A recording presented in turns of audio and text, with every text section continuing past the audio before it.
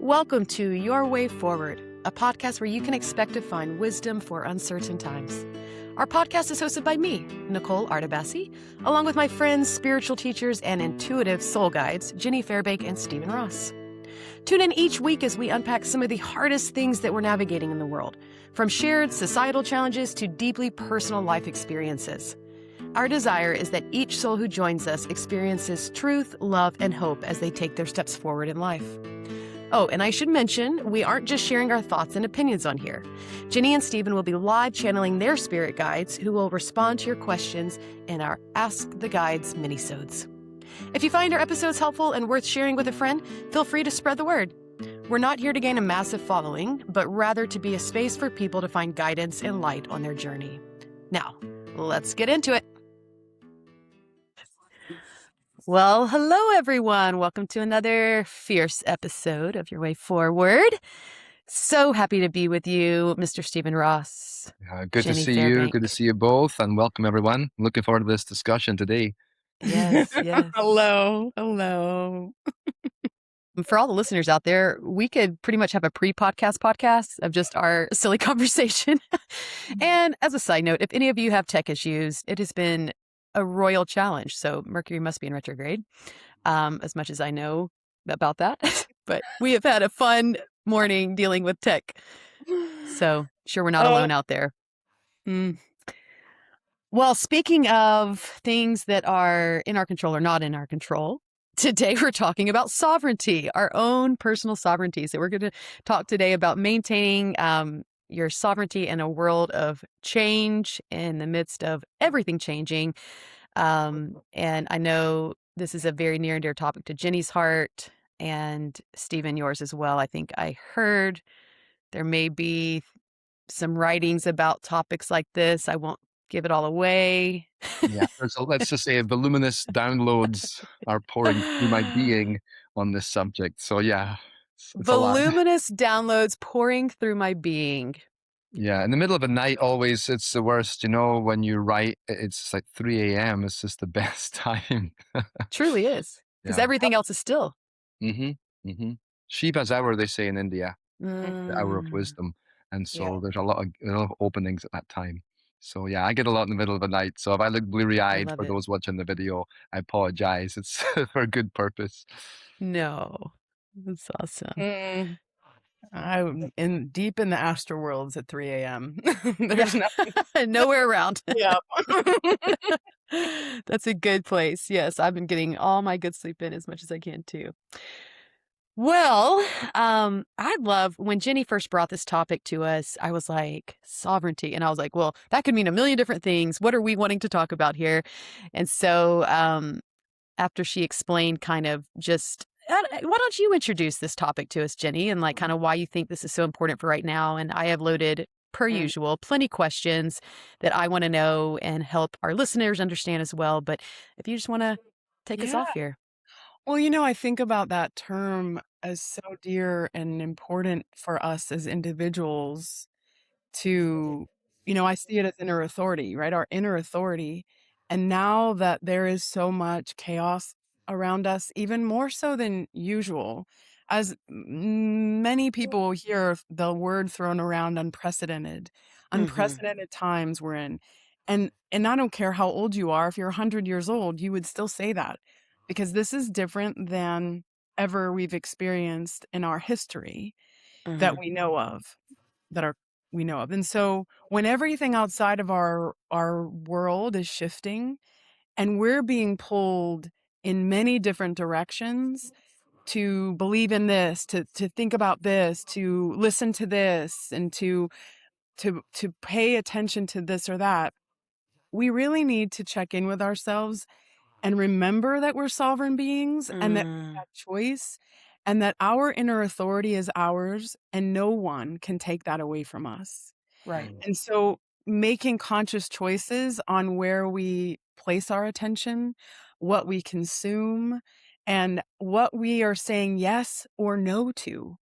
Because I feel like as the times continue, and especially with AI, which we did discuss our last episode, that AI, I feel, could potentially pull at our sovereignty.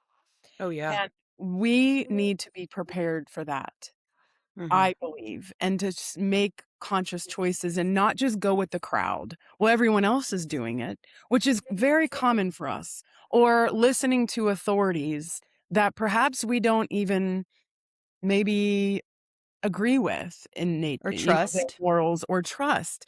Do we just trust blindly? I'd say no. Mhm.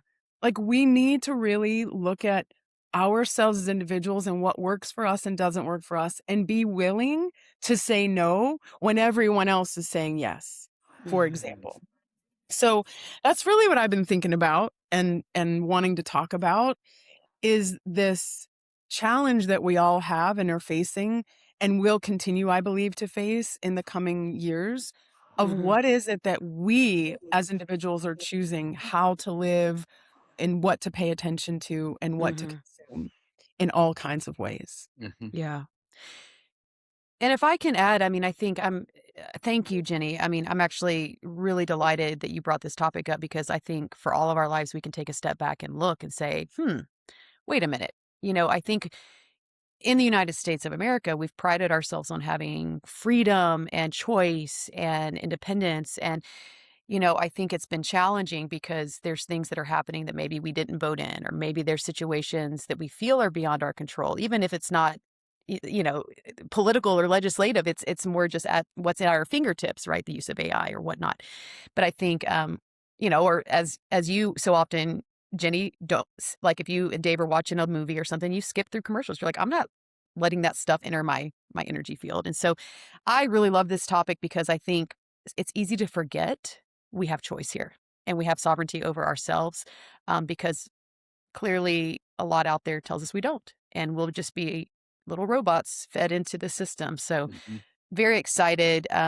Stephen, do you have any initial thoughts around this topic before I pummel you Yeah, guys with my questions? I'm going to say something pretty intense, but I believe we are born sovereign beings in the making, Oh, yeah. but we actually end up living in a series of cages in, Mm, I would, subtle constructs that box us in.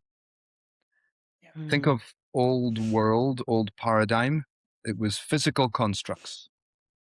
Slavery, it still exists in parts of the world, which is horrific, but there was lots of that going on. People had constructs everywhere, religious binding, everything was bound and tied, and you're in these cages.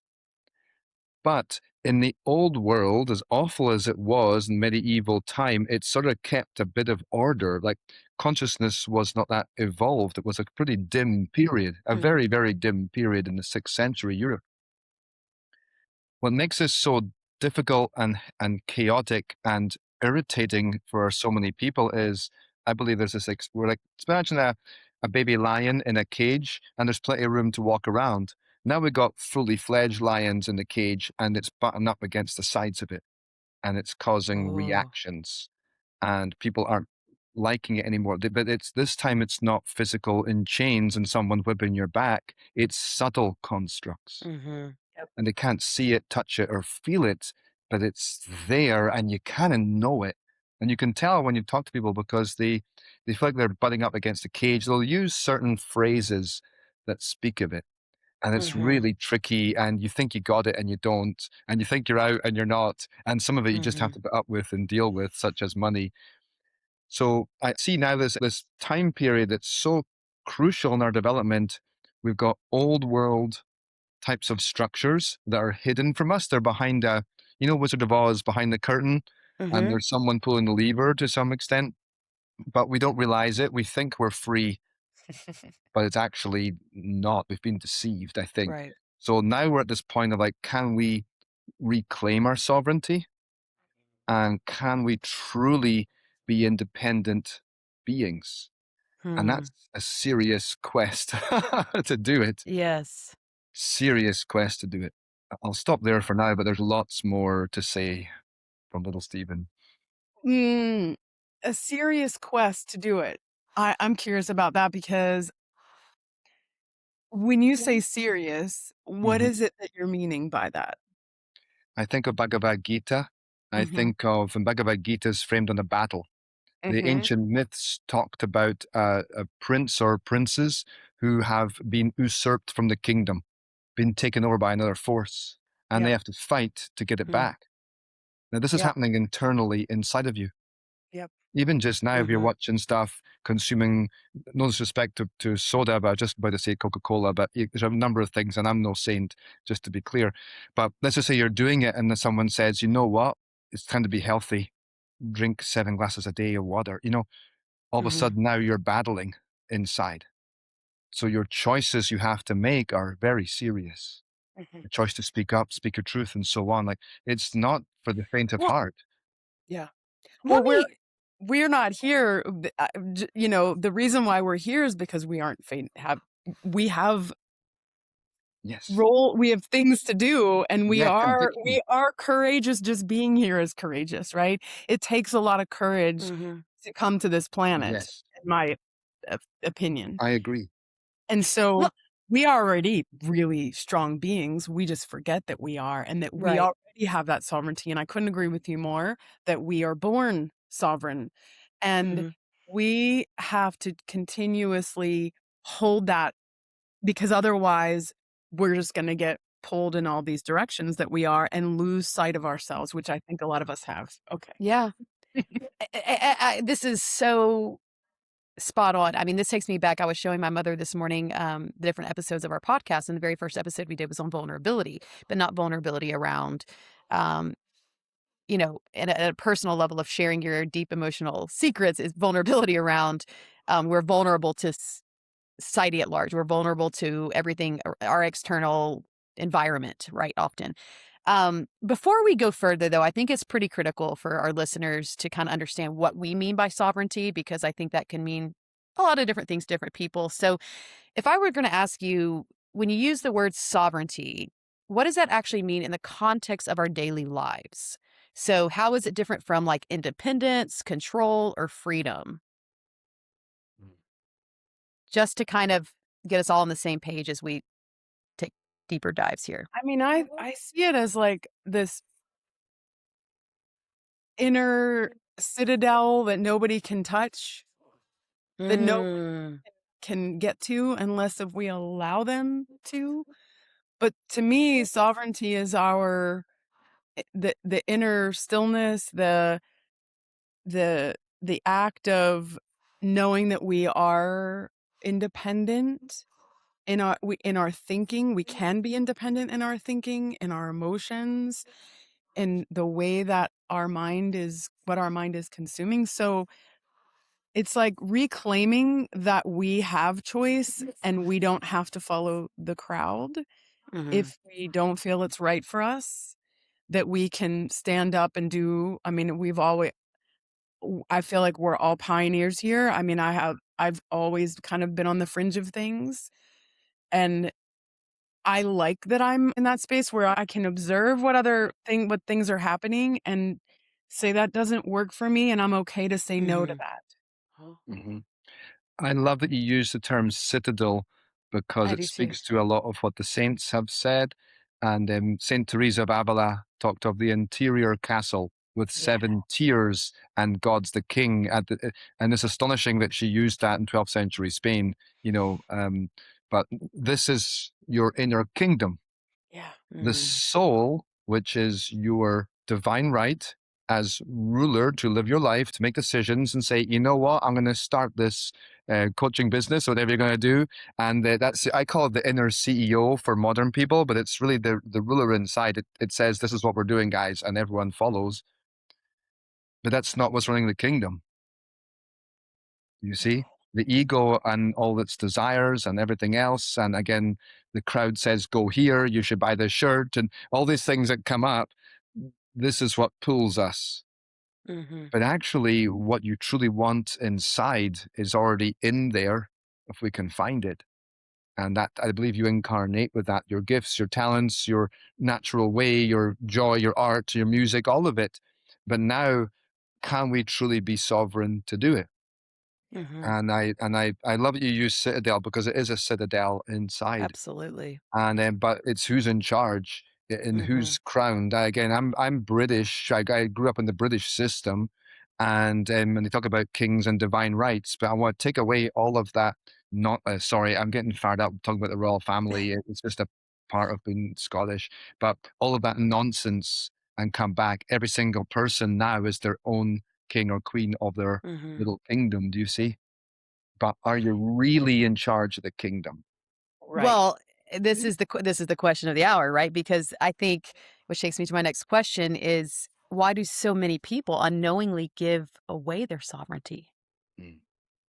Like, and I think specifically subtle ways this happens, right? So relationships, work, politics, media, spirituality, like we slowly parenting. So Jenny, There's why so do we many do this? varying ways that we give away our sovereignty without knowing it, because we just again, it's like I feel like it's this everyone else is doing it, so I need to do it too. You know, because just following the herd, which doesn't mean it's always negative or wrong by any means, but but you really need to stop and check in with yourself. Is this really good for me as an individual? And so we can lose sight of sovereignty through the simplest ways of, man, I mean, through technology. You know, I think, we talked about AI last time, and I have seen people connect with AI in a way that is giving away their power, because they're asking AI questions and they are believing everything it's saying, like personal questions, personal things. And they're attaching themselves to this and believing it and like, oh, but this is what AI said, and this is that it's some kind of king or queen and knows better than we do. And I completely disagree with that. It's okay to get information and understanding, but that's not a conscious being. You are a conscious being, which we have in our physical bodies, the greatest technology ever. Our nervous system, our brains, that is the greatest technology. And we have forgotten, I think a lot of us have forgotten about how powerful we are, and that the wisdom is all inside of us, and is really a my personal mission in life, and I know it's connected with Stephen, of course, because we're partners in all this, is empowering others to know that they have it within them. I want to empower everyone to know that you are a sovereign being, that you have choice and you can say no.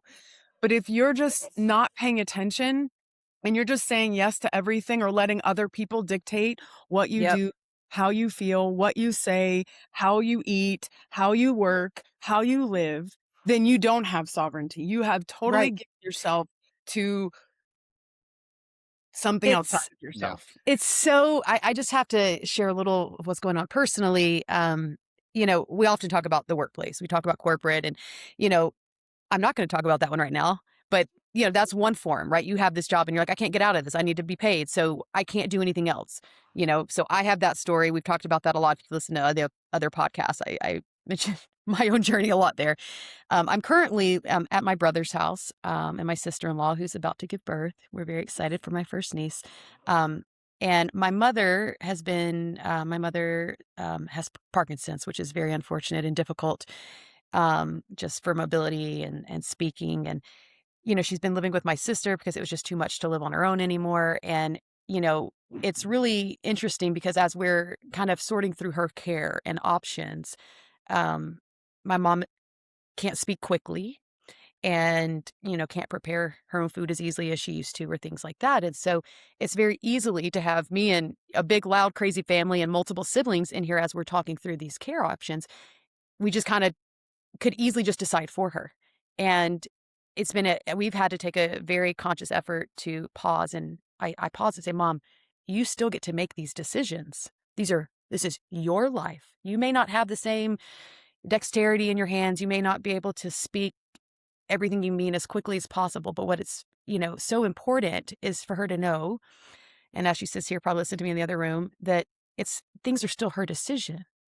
And I think that's very important, and I say this story because even for someone who maybe physically doesn't have the same capabilities as past, seniors still get their own decision making as long as they can cognitively do that and it's safe, right? And I think it's so easy just to be like, no, whatever y'all tell me I have to do, but that's giving away your power, Mhm. right? So Yeah. I just wanted to share just my own current world. As you both Yeah. know, I love sharing what I'm going through, and my Um, mother. I'm very touched Go by ahead. that, Nikki. I think it's very important for elders to have sovereignty because it's a Mm, frightening time in decline. If I can share a story, I don't share many stories in the podcast. please. I had the opposite because I got little kids. And so Mhm. this one's actually, even thinking about it makes me cry because it happened last night. My daughter Vivian, who's 7, and I hope one day she listens to this when she's older, um, she's very strong-willed. Talk about sovereignty. This girl has it, like locked in. But what's painful for me as someone who grew up in the 80s, in the culture I grew up in, was almost immediately you are overridden. Almost Mm, immediately, structures are in place that says you can, and there is a repression, a systemic repression in the systems. And so, like coming out now, you fast forward 40 plus years, you're in America, and it's a whole different, or a different generation. They're the Gen Alpha kids or something else. But last night we were trying to build something, and it was too advanced for her, and she's getting upset. And I was trying to help her to fix it, but I was also trying to just like tell her what to do. You know, I'm a caring, conscious dad, and I'm like overriding what she's saying. mhm, And she's in tears and she gets angry at me and she goes, "Dad, you're not listening." I'm like, mm, "Yes, I am listening." "No, you're not." I'm saying it because I see myself do it to the kids, and I'm supposed to be aware of this stuff. It's so hard to not keep repeating the pattern. mhm. It and is. and and it begins, I mean, the second you can walk. So it's like there's a fine line between a boundary, a safeguard, what's right, Mhm. what's Sure. not, and just overriding them. And so when Mhm. I do readings for people, there's so much intergenerational childhood damage done. People just Yeah. didn't know 40 years ago. There was no information. That's what you did post World War II. And so there's a lot to clean up. You see, so it's, to me, That's like, so it still yeah. goes today. So anything you say to your mom, I just honor that, because everyone deserves a right to do it in the context of what they can handle. And I think when you understand and you, as we say, take back your power, right? In a lot of situations, there's, women overseas who have no rights whatsoever. I worked in anti-human trafficking for a lot of years, a decade of my life. And many a times when a girl came out of a really unfortunate situation, she had no power, right? Because she was completely controlled by a pimp, a trafficker, someone, usually controlled every moment, what she could eat, what she could do, where she could walk. And these girls that were coming out the game, I'll never forget a couple moments, like one that needed to get a job at the mall. And I said, we'll meet here and go get applications. And she said, well, what do you mean? I said, you can have a job application. We had to go get, she's like, well, I can apply to any place. And I'm like, well, yes, in this country, there's a right that allows you the legal right to apply to any job that's available to anyone. And it was just mind blowing that she had this power. And I saw, and third story here, I know around this topic, but I think it's so critical because that may be extreme for a lot of people listening right now. Like, oh, you didn't even know you could just have a right to apply for a job. But when and maybe that's an extreme, example of something that may be happening in your life. But when that light bulb goes off and you're like, wait a minute, I can decide this. I can choose this. It There's something that happens, and we can dig into this, but there's something that happens when you take your power back. When you realize I'm a sovereign being and I can decide for me. And it's one of the most beautiful, beautiful, beautiful things to wake up to because you can affect change. Yeah. And your energy field, which is the tree of life, will blossom and open. Your light will shine through your Right. chakras, and you will align back onto your path.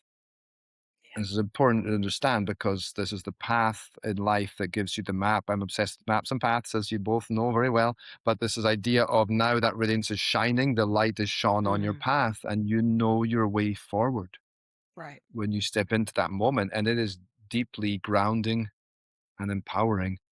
And it Mm. doesn't take much sometimes to get it. No. That's where I was thinking about in and, women in general, uh, in our society have had a very, very difficult time and still do saying no Mhm. to things. Mhm. No for a woman sometimes feels like we are wrong, we are bad, we should be open and giving to everyone and everything and say yes to Mm. everything. We don't, there's something wrong with us. We're gonna get kind of almost like we're gonna get in trouble. There's Mhm. universal thing. And I can't tell you, I can't even name a number of how many women I have worked with over the years to help them to learn how to say no. Yeah. And when they do, the it's like the shackles come off, the light expands, the freedom of, "Oh, you mean I can and I won't get in trouble? I won't be looked at as like you're Right. wrong, you're evil because you're saying no to something." It has been so ingrained in us. And I can see us as women, and I know men struggle with this too, but it's just been Sure. so universal with women that they're stepping into their power more and saying, "No, I'm not gonna accept sexual abuse in the workplace. I'm not gonna, overwork and get underpaid and let men get paid more Mhm. than we do." Like all of these lists of things as Right. you all listening to this know of and hear about. That's a part of it. And a part of our sovereignty to know that we can say no. So it can be Mhm. that simple. Mhm. Yeah, and I think I think so many times I've researched this quite a bit. Like I've worked in predominantly male dominated environments, and being one of the few women, there's certain gender traits, women do these kind of little things or those little things. And very often when something needs to be done or you have a work party, for example, it's like, okay, well, I'm sure the women are going to figure out the food, right? At least in the deep south, this is how it goes. And I remember, and I grew up in a big family, always helping, and I love to help, as Jenny and Stephen know. You'll find me at one of our retreats, just running around and doing dishes and bringing out the food and getting late to the circle, meditation circles. And I love doing it. But I remember being in these workplaces. It was a conscious effort to not just be the first one to be like, okay, I'll handle it. Or when it was me and two guys at one point working on the same team, there, I would just be like, no, I'm not the admin. And so I think there's been systemic, and this isn't to bash patriarchy. We love men. Stephen, you're on this to represent men. But there's things that even I think there's a unconscious bias around Yeah. the way we both interact, right? Both genders interact in the world and all genders interact in the world. And I think specifically in the United States, sometimes it feels uncomfortable taking your power back. Mhm. Like, I know my mom had to make some decisions over the past week or two that were very Mm, uncomfortable for her. And I was really proud of her because I know for her it felt right, but externally it felt wrong. yeah. Yeah. That's powerful right there because that right there is like, I know it's right, even though everyone else is saying it's not, and I Mhm. should be doing something different. To not listen to that and trust your inner knowing Right. and standing up for yourself despite what is going on around and maybe everyone else disagreeing, but it Mhm. is your right and your Yeah. choice. This is important. I love that you bring this up, you guys. And go back to your AI comment. It's important also because some people are pinging that thing every 5 minutes over everything. And this is a disaster. And so what we Mhm. try to message is how important intuition is and emotional intelligence to base decisions. And Yes. so we see beyond that, I think you see the mechanisms of the ego, the subconscious mind, which is like a supercomputer of habits and structures we put ourselves in. And then there's the new research that talks about habits. Habitual behavior wants to be fed. There's a Mm. chemical release, and brain body system wants to eat the feeling. So the feelings generate the thoughts that come. We identify with the thought and we complete the action. So I think, therefore, Mhm. I am is basically been proven wrong. It's the other way around. Mhm. So don't believe everything. Mm. Don't believe everything you think, folks. Right. I think I want a chocolate bar right now, and you often do that. But wait a second, it's 9:30. I always have chocolate at 9:30. there's a loop in here. Yeah. And so your thoughts will betray you in many ways, and they'll just feed the patterns. But then the Yep. patterns go back to childhood and so on, so on. So there's a lot of thorny, difficult issues, but there's also going back to the quest is relishing the task of looking at it and relishing the task of saying, wait a second, I've been choosing this coffee. I have a cup right here. Right. Do I really need to? Or is the coffee choosing me? So this is where we're getting like an ego subconscious way of like this. There's a science to this. Yes. I have a question. Yeah, this is good. So I want to talk. You mentioned AI, and if you haven't listened to our last episode, please all go back and listen. It's a roller coaster, just like many things, but it's also not. There's a really calm center, and so if you haven't had a chance, please go back and listen because we really unpack some stuff. And this is not about being AI experts because we are not, but how we are all navigating the world of AI that's here. It's Yeah. not that we want it or not want it. It's that it's here and how do we live. So many people being overwhelmed by constant change, the technology, AI being pumped at them. Like, how can someone remain grounded in their own inner authority while embracing innovation instead of fearing it? So how do we, you know, how do we remain that in the world that it feels like it's almost like I don't know if you guys experience this, but it takes a conscious effort on my part to slow down and recognize what's happening. So like I'll like last night was a prime example. It was kind of late. It was midnight here. And I really love to come down. Everybody had just gone to bed and I was very tired, but I was like, I need to come down. And I immediately wanted to text a friend in Hawaii, just kind of what was going on. But I paused and I was like, no, I need no external noise. I need to sit outside under the stars for a few minutes and sit with myself. But I felt, I mean, it was like this visceral need to text this buddy of mine.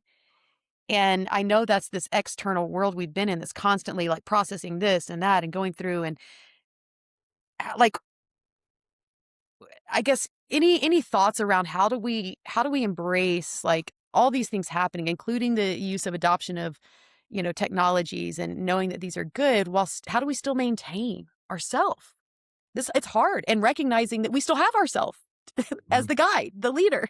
Well, one key philosophical teaching here in the yoga system is resist, which is called the yamas. And there's different ways this manifests, resisting desire to go do something. Right. And so you resist, but when you resist, you feel the pressure pulled out and the tension. But once you do it, that energy that was going out to the thing you wanted to do now goes back into your system, rewires it a little, and gives you a few more volts. Yes. So resistance, which has got, in the religious terms, is severe, but even small acts of resistance. And I mean, like not checking the phone at 3 a.m. No, Stephen, I felt the resistance in me. Yep. You can feel Like, it. It's magnetic. And even I had this thought, well, I was like, well, I haven't spoken to her as a dear friend out there. And I was like, I haven't talked to her in a few weeks. We have this dinner we're supposed to, I need to just touch base, let her know what's going on, why I had to leave town quickly. And I was like, no, I don't. No, I don't. That can stay there. And I can sit with myself and just internally sit with the day. Take deep breaths. Take a moment to meditate. Get in touch with God, the divine source. Jenny, what are your thoughts here? I know this is something you really practice. I'm not perfect at it by any means, but I think it is very important for us to practice this and be conscious of when we are feeling that pull and stop and ask yourself, is this my true self making this decision, or is this a pattern from my ego? Because I do this every day at 5:00 or whatever it is. Right. Breaking patterns does require a lot of attention and effort. It's so worth it. That's why we'll when you have routines, it's nice to mix them up every once in a while. Instead of having coffee first thing, maybe you do something different first and then you like changing it up because the brain gets so wired and attached to those patterns that the more and more you do it, I always call it, we're either feeding the pattern or starving the pattern. And if you constantly give into it, you're feeding it and it's growing. If you starving it is like, oh, I know I can feel that nudge. Oh no, it's time for coffee. It's time for coffee. You know what? What if let me give it another half an hour and see how I feel. Give me 5 more minutes. And then maybe could go potentially soften and go away and say, you know what? Now I really just want a big glass of water. I don't really, and that's just the habit I'm in. Habits create these walls and barriers where we get stuck in not having sovereignty because the patterns are dictating our lives. The subconscious patterns that our egos are attached to. Ego is an attachment. It's not wrong to have, we all have an ego. It's our personality, it is our personality, is who we are as a human. The attachment is the problem. The attachment to the coffee or texting or scrolling or whatever it is. If you can be more aware and present with yourself and really ask your question to yourself, do I really need this right now? Is this in my highest good? What do I really need in this moment? Go and watch the stars, go sit outside, go take some deep breaths, go take a walk. Something that is beneficial to you in a different way than just reaching out to the external for validation, for connection. Why am I choosing to text this person? Am I or obligation or guilt, which none of those are good reasons. Right. Am I afraid they're going to forget about me? Am I afraid, blah, blah. Because underneath everything that we're attached to is a fear. Yeah. And so asking yourself, what is it that I'm really afraid of here? Because you initially won't think that I'm not afraid of anything. What do you mean? I just want to text my friend. No. What is really down there? I'm afraid that he won't like me anymore. I mean, whatever. It could be a million things, but it's reclaiming choice, that it's not just coming from a pattern, because most of us are living in subconscious patterns, and that can cause us harm. Doesn't always, but we want to program our subconscious to be really good for us and not, negative. Well, Jenny, you are always a step ahead of me here. My next question was around fear here. So, I'd love to know, I think you've kind of answered this. How does fear affect our ability to make sovereign choices, right? Can fear be a helpful guide, or is it usually something to move through? I think it depends. Fear is a block. And I feel like if you're aware of a fear that you have, face it. It's like shining the light on the darkness, right? The darkness is just an absence of light, and also can be in there for a very long, long time, decades, if not lifetimes.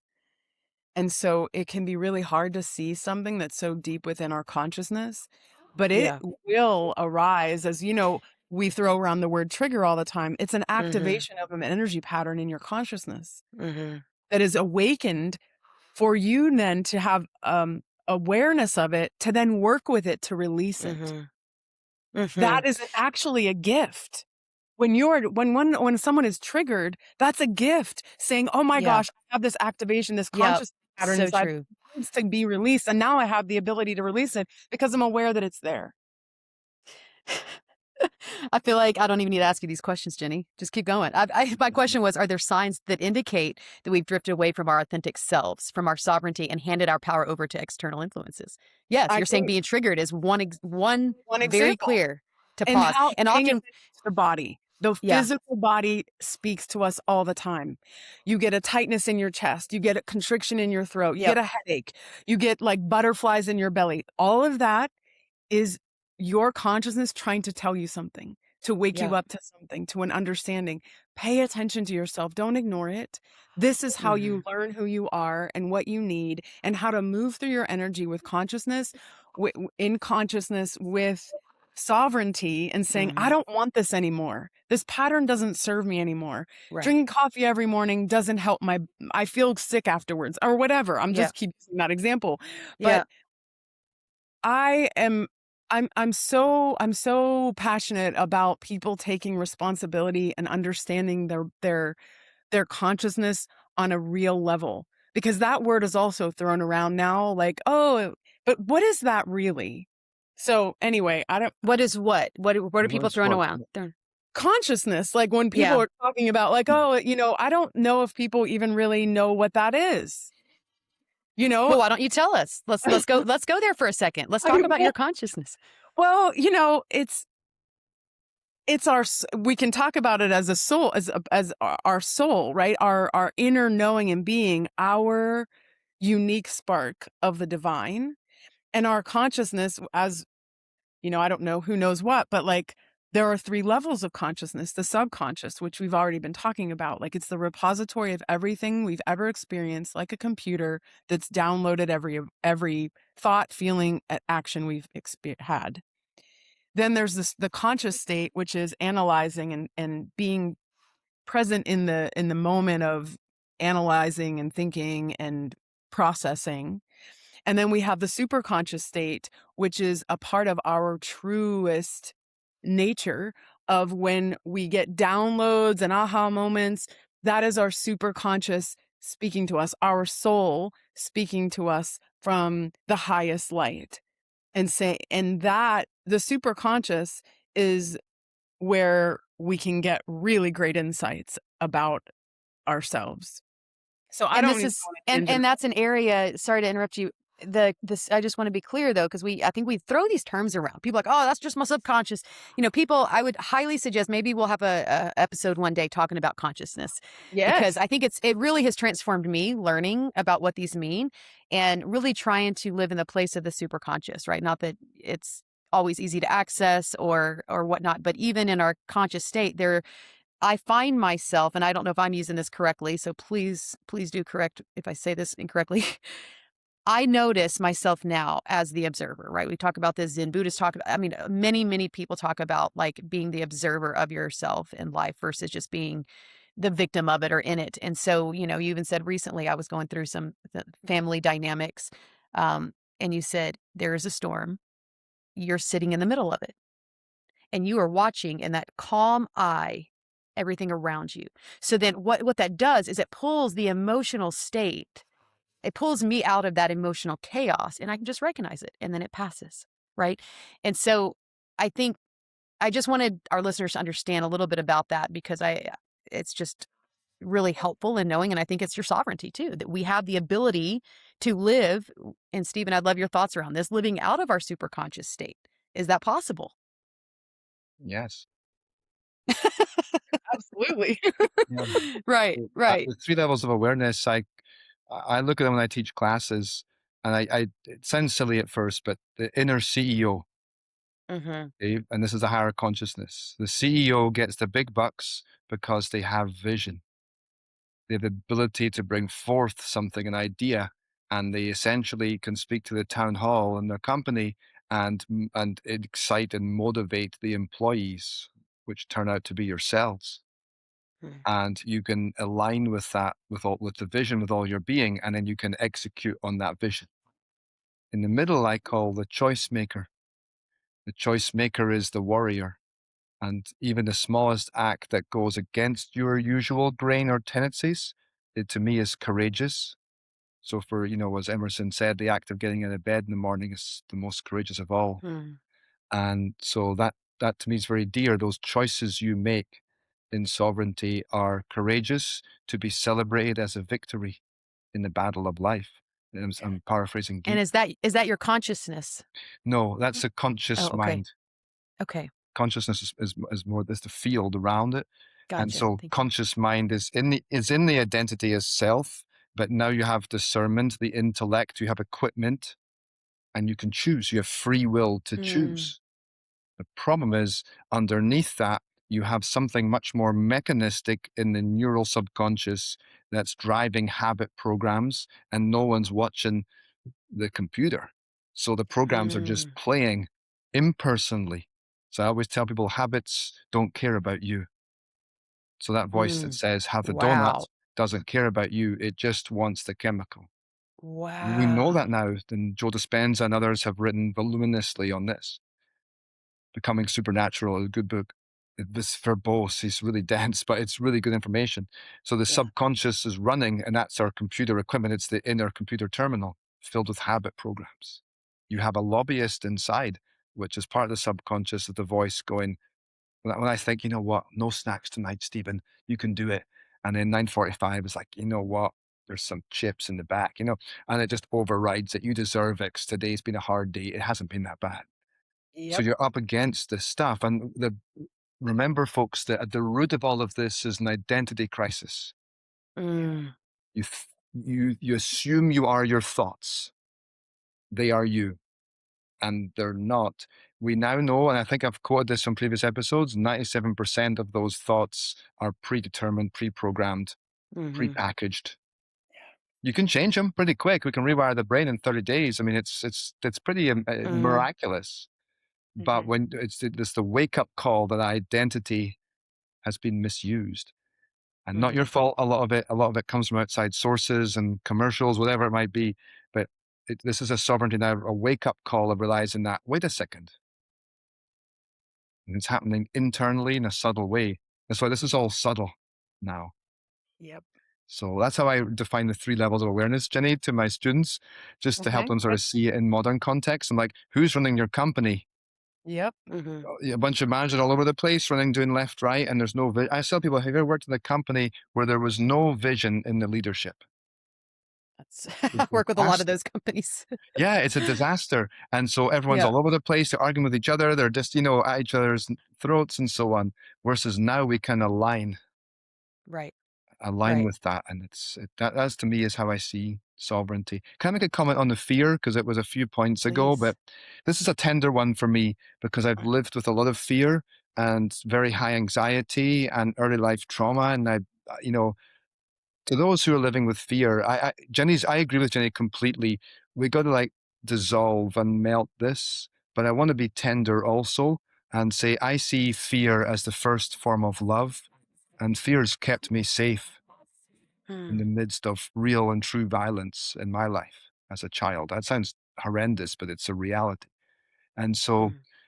I don't see it as bad. The casing that it puts around you is like ice around you. And so gradually now we step out, and there's wonderful people all over the country and the world dedicated to that process of healing. And it's a tender, deep seated one. So for those who are in fear, I say, yeah, we want to break it and overcome it, but it wasn't your enemy. You can make peace with Mm. it. That's coming from personal journey. Oh, Stephen, absolutely. In fact, someone I was working with this morning in this somatic healing was about the fear. And a lot of that energy comes in to protect, to um, shield someone from the honestly like falling apart completely, Mhm. mentally, emotionally. It holds something back, and there is a place for it in certain situations. However, when once the trauma is over, you do not need to hold that fear anymore, Yeah, and you can let it go. So I feel very strongly that it needs to be moved out if it's agreed. not necessary anymore, because it is blocking your light, and it blocks us from moving forward in certain ways in our life. So it's I'm 100% with you, agree. Stephen. I'm with you 100%. It's if I can, I mean, I almost hear what I'm hearing you both say is, I mean, no, we don't want to live in a place of fear. We don't want to have and be consumed by fear. But if we do have something that creates fear, it can be an opportunity for breakthrough, for wake up call, for Yeah, when whatever. you do come through it, I would say it's the most potent breakthrough of all. Yeah. Like, it is Mm. night and day. So I'll speak of my other kid now, my son Finley, who's 10, and I do readings for him, and I believe he incarnated with a lot of fear, from probably from Mm. the war or something, but he's got a lot of it just without much real reason, and he's extremely stubborn and won't do anything. And so in the reading, what is encouraged by the guides was to step out, just a little touch into that discomfort, Mm. and a little bit melts. And so he'll say, Dad, I'm so stubborn. But then when I get there, I really enjoy the class or the club or the summer camp or whatever, Mm. but I think I'm getting a little bit defensive because a lot of people just come across as like conquering fear. And Mhm. I don't like that. I think that's too much for children, for people who've had childhood wounds. That's my strong Well, opinion. But mhm. I'm with Jenny 100%. I want to clarify and say, yes, it will keep you small and rigid and stay home and give anxiety that will riddle your whole being if it's there too long. So there's a gradual, like grief takes its course over months and months and years. Fear is a bit like that, I think. It is, and if you don't, but however, you know that if you don't work with it, it festers and grows and creates Yeah. more and more of that in your life. Yeah. So, yes, we're completely on the same page there. So it's not, not to be afraid of fear. Don't fear fear. The It's only thing to okay. fear is fear itself. Yeah. Right. Right. Exactly. Yeah. I want to go back to something here,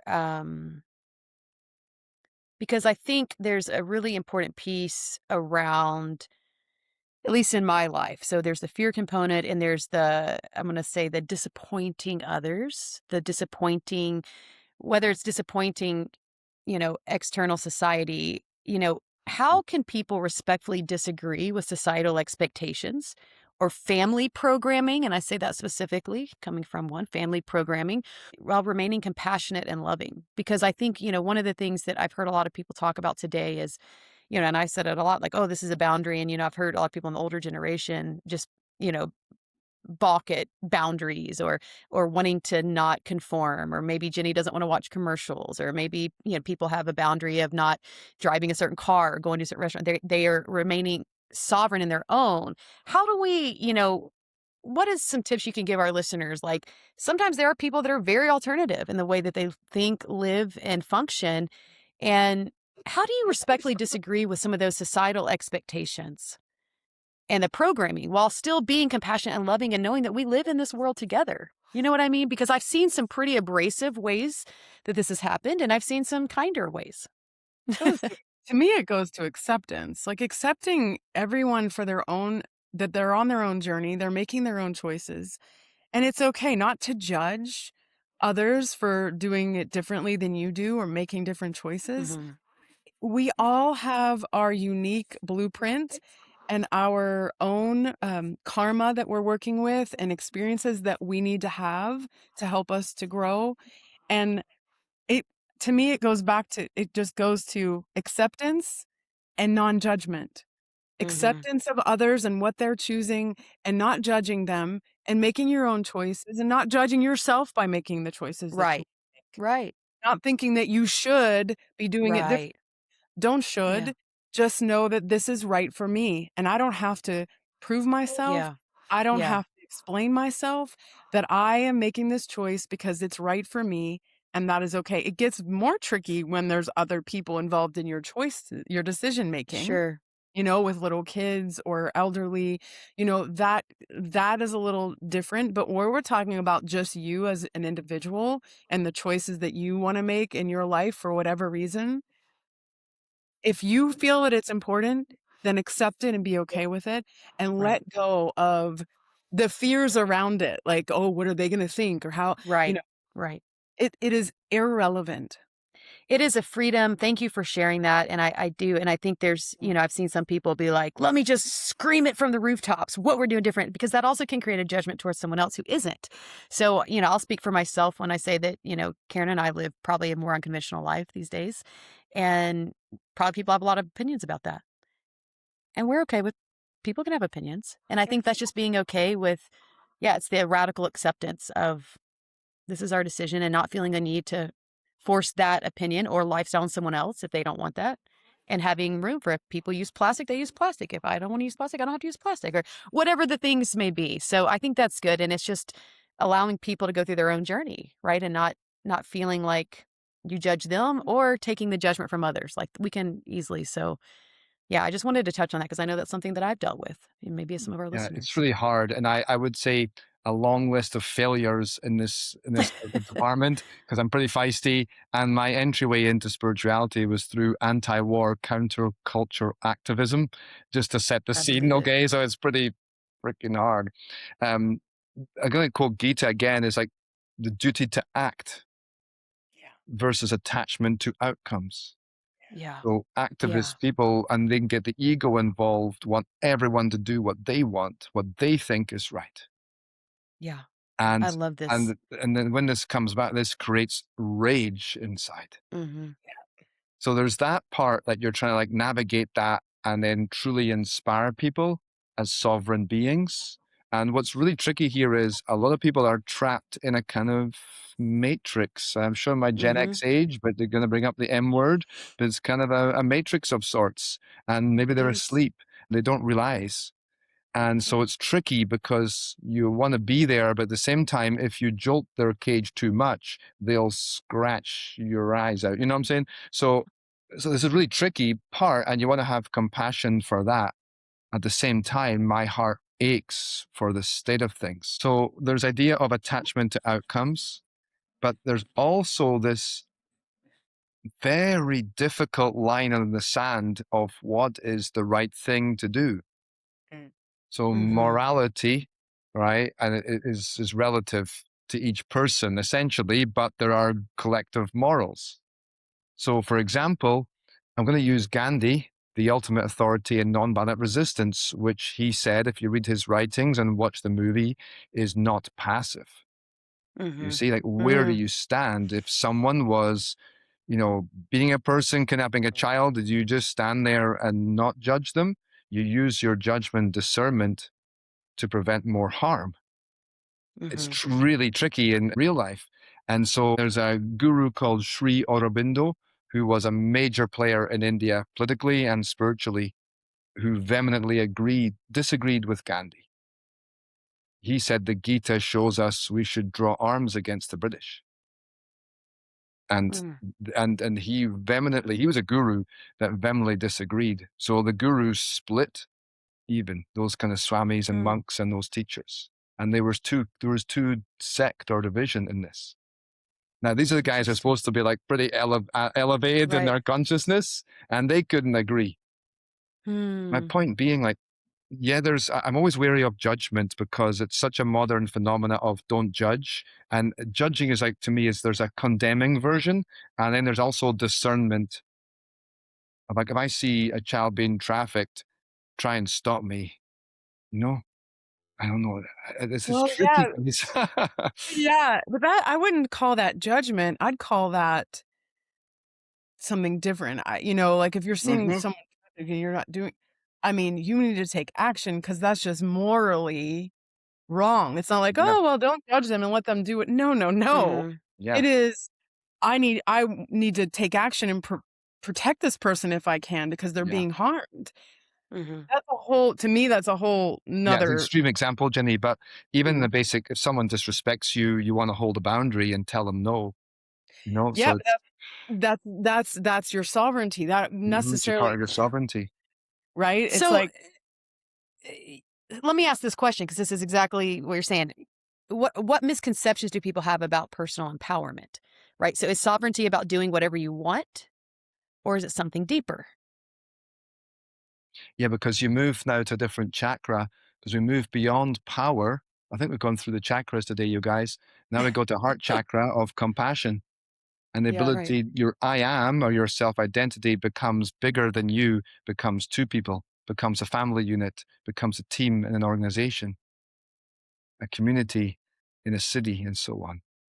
So now we have compassion, I think, that balances this. Otherwise, if power becomes too strong, which is fire, you overpower. You say, my way's right. Everyone has to do it like me. I'm going to create a policy and get elected and make everyone do this way.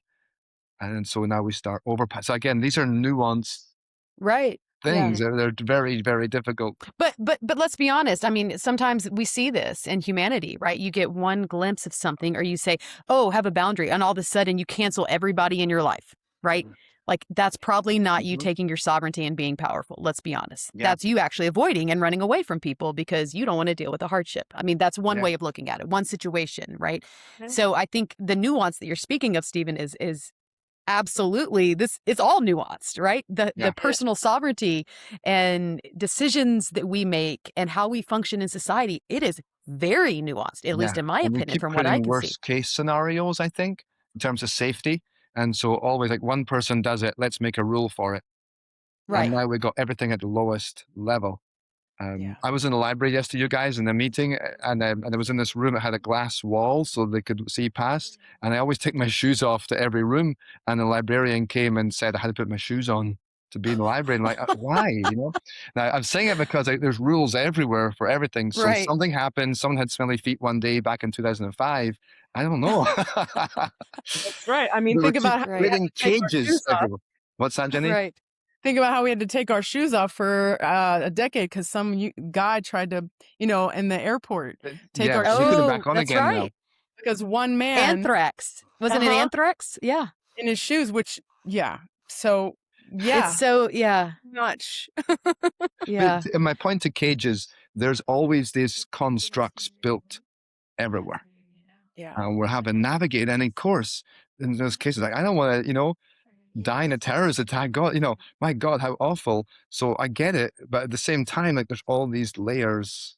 How do you be a sovereign being in the midst of it all? Yeah. It's I feel like we have to be very conscious of ourselves, very discerning of when our ego is talking versus our higher self. Right. Think about those around you, make conscious decisions. How is it going to affect my loved ones, or if I make this decision, or my community? We are sovereign beings in of ourselves by nature, and we live in community amongst others, and we all affect each other. Right. So it can't just be, well, this is what I want and I don't care what anybody else thinks. Right. But is it really helpful? How does it affect everyone else? So you have to have compassion 100,000% in your heart. What is really good, even if it's a hard decision? Making these hard decisions with elderly parents is it's very difficult because you want them to have their sovereignty. And yet we need to make sure they're okay and they're safe. Because I'm also going through that, as you know, with my father who has Parkinson's. And so making these choices and to help him to be safe, he has to be a part of that decision. Right. And it's very difficult when there's like stubbornness or, like rigidity of, I don't want to do this, even if it's hurting me. Yeah. It's hard. And look, for anybody that's listening and may identify, we're Xers and millennials on this call and our parents are aging. And that's one specific thing that I know Jenny and I are going through. And, I just want to acknowledge that even in talking about this subject today, this is not easy. This is not for the faint of heart. It sounds like such a simple thing. Oh, that's a powerful person. They just walk around in their sovereignty. It's not, because we are in a collective of more people, and we all have our individual choices to make amidst a greater collective that all collectively makes a choice, whether that's the advancement of, a society group or culture or whatever that is. So I just want to acknowledge this is not easy stuff. And we are all on our journey of figuring out our sovereignty and maintaining that while respecting others as well. I mean, I think that's the bottom line. I have a couple questions I would like to kind of wrap us up with, if I can. I know we could talk about these things until the cows come home, if they ever come home. We started off talking about just the influence of our external circumstances. We talked about AI last week and how that's influenced us and how we're slowly at times feeling like we aren't in control, or at least we come up with that, come up against that often. If someone's listening today and they feel powerless or stuck, what's one small step that they could take this week to reconnect with their own inner authority? I'm going to say one: reflective practice. I did an exercise many years ago in my beginnings of all of this journey where you were paired off in twos and you wrote on a piece of paper how you saw this person opposite you. What did you see about them? And then you wrote about what you see about yourself. Then you held up the sheets to each other and you saw a disconnect between how you see yourself and how they saw you. Wow. And so I think a bit of reflective practice. What do you see? That's really beautiful. That's what comes to me. Yeah. Thank you for that. Huge. Ask a friend. Anybody out there, ask a friend, a spouse, a loved one. Write what you see about me. I ask my wife all the time. She probably is annoyed by me, but I'm like, what have I done well today? What have I not done well? And it's, my need for external validation is still there, as much as I'm trying to put it at bay. But it can be a very insightful thing too, to ask someone who doesn't often offer that information. You can, if I can say, you can get indigestion from doing that too often. I'm just saying. It's a good Good call. Good call. Jenny, what are your thoughts on someone who may be feeling this way? Oh, yeah. I say go into your heart and sit in some stillness and really ask Mm, yourself these questions of what is it that I really want? yeah. Am I truly living my authentic self? Yeah. Or am I just following the herd? Mhm. Am I making conscious choices? So doing some introspection, Yeah. it can be really powerful and being completely honest with yourself. Where are you giving your power away? Mhm. Are you always going to AI to ask all your questions, to get all your answers? Are you always going to someone else for your Mhm. answers and validation? Or can you go within and get them inside? Because they're there. They're Yeah. really there and wanting to express themselves because our soul is always talking to us. It's that That's right. little voice inside of our head that we often ignore. That's our intuition that's tapping us on the shoulder that we don't pay attention to because usually the ego voice is much louder. The patterns Yeah. are much stronger in our subconscious.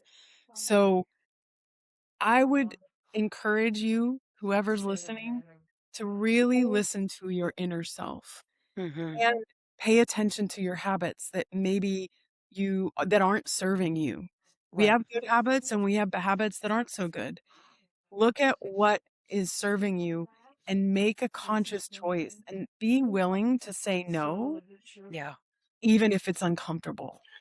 Yep. Can I add one more? Lovely, Jenny. Absolutely lovely. Thank you, If I can Jenny. thread on to that, Jenny, an aha is only a call away. An aha is Mm. only a walk away, a song away. Ask and you shall receive. Go to your heart Mm. space and ask. If you can't hear anything, if it's a dark night of the soul, if there's no signal, ask. And It's this good. thing affects, this intersects through everybody. It can come through anything in multitude of ways. Yeah. Ask, and the aha That's is only awesome. a minute away. Yep. That is so meaningful to me. I live in that place when there's a lot of tumultuous things or decisions to make that aren't easy, or sometimes you have like what you feel like are equal priority decisions, right? Like both could be the best option. Um, my soul usually knows the truth if I sit long enough and get quiet. And the one thing that I'll add just as a tip onto the end here too is just for me, writing it down is very powerful. So when I reflect, so back to what Jenny and Stephen were saying around like reflecting on, where have I given my power away? Or just if I reflect on what do I have?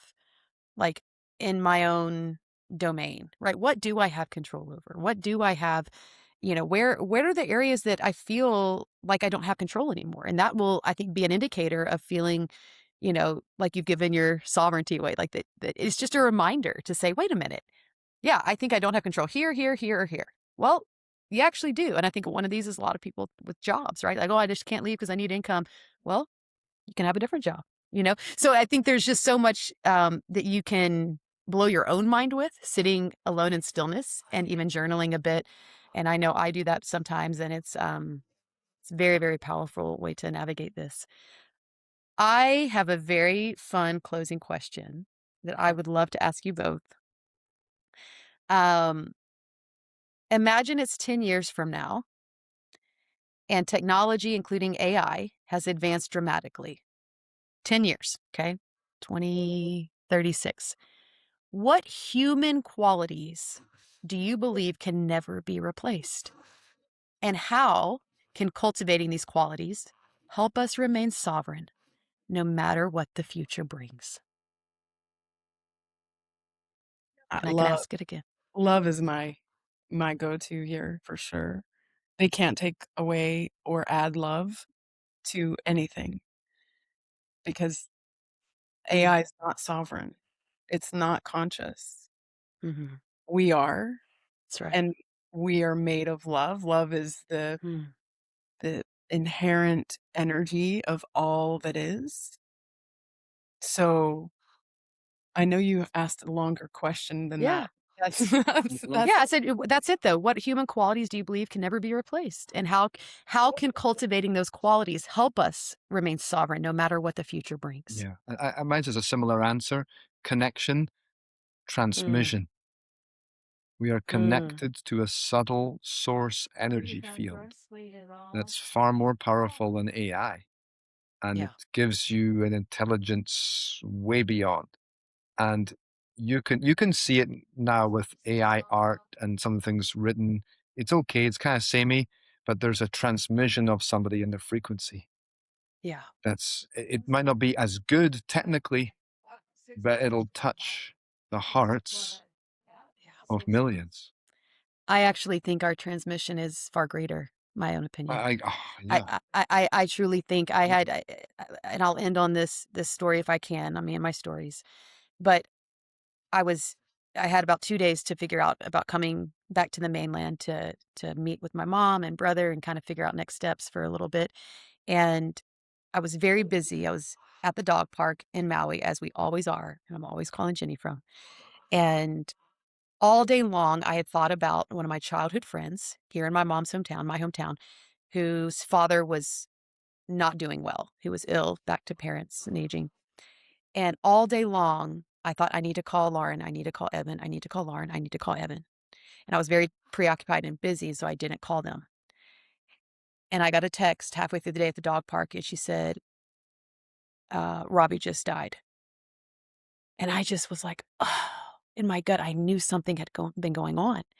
And so I say that to just share that there was nothing external, no technology involved in my intuition knowing this. And then I got to do something with it or not, right?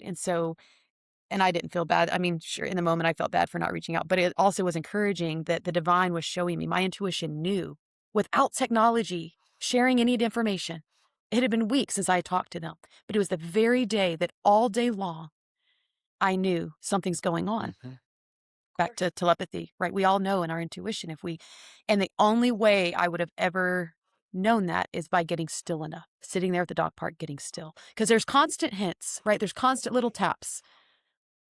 And I think it's very critical for us to pay attention to those. And then if we have to make a decision accordingly to what that intuition is telling us, then we make that decision. But that's something I think 10 years down the line, we'll still have that. Yeah. And there's Oh, nothing that And this technology can takes us do or right to not do. consciousness, because these are all aspects of consciousness, yep. and that's the real prize here. That's right. That's right. Once you access that and you're in that, it's beyond. And you see with technology, they're always mimicking what consciousness That's does. right. They're trying to create 100%. versions, Neuralink and stuff. I think that's a dead duck in the water. Sorry to say. It'll just be transmission. Yeah. I'm pretty sure in And 10 years, that's where this goes. 100%. Yeah. And intuition's free. There's no subscription. There's no It's subscription. free. We're not paying Elon anything. It's forget it. Yeah. You have And everything yeah, within you. yeah. That's the equipment. And I think there's probably I always think there's like 5,000 monks somewhere in the mountains who were like ready, like train us all to do all that. Right. Like Yeah. they're That are hiding just on a ready to mountain teach us our waiting for the sovereign right day, ways. and Yeah. like here we are. Yeah. I When we feel wake up. really strongly that in the by 2030, we're going to have a very different understanding of all of this, Hmm. a Mm, greater understanding, because the consciousness on the planet is expanding that's every right. day. Yeah. Yeah. And we are becoming more aware of our innate abilities and power, Hmm. telepathy, intuition. Um, all of these things are going to become more and more mainstream, and people are going to tap in that way more and more. I really see it all the Yeah. time. It's so I'm so excited for this next decade. Hmm. It'll be so fun to observe others doing this and Yeah. being sovereign and knowing that they have all the answers inside. That is going to be more Yeah. mainstream, I see. And so exciting. We're waking up. We're Mhm. waking up. We It's are. true. Well, with that, I just want to thank everyone for being with us today. Jenny, thank you for your incredible wisdom. Stephen, thank you for your wisdom, and all the stories that you've shared today. And listeners, we thank you for joining yet again another episode, navigating some of these wild things on the ride of life. And so I hope today you've been encouraged and you feel hope. And as always, if as questions or concerns or things that arise that you'd like to discuss, you can reach out to us at connect@wisdompathways.life. And we will be happy to chat with you. If you have any ideas or topics you'd like us to talk about, we welcome those as well. Don't forget that we have a mini-sode in between each of our longer episodes. So feel free to listen to those, share them with a friend. Please get the word out. My wife continues to tell me that we need to promote this. And I'm like, we don't really promote. And so if something could be meaningful to someone else, just send it their way. Send a clip. That would be awesome. So thank you so much. Thank you all. Thank you. And remember, you do have a path forward. Thanks for joining us today. We hope you are leaving feeling more peace, clarity, and light as you navigate your journey forward. While there's no promotional purpose behind our podcast, we understand that things can arise that may be helpful to process or work through. Jenny and Stephen are co-founders of Wisdom Pathways, a sacred place of personal transformation. They offer soul mediumship, somatic healing, and spiritual resources for all walks of life. If you feel lost or stuck, are in transition, or awakening to something more, visit wisdompathways.life, or you can email any one of us at connect@wisdompathways.life. Tune in again this time next week if you'd like, and as always, share with a friend who might benefit as well. Peace and love.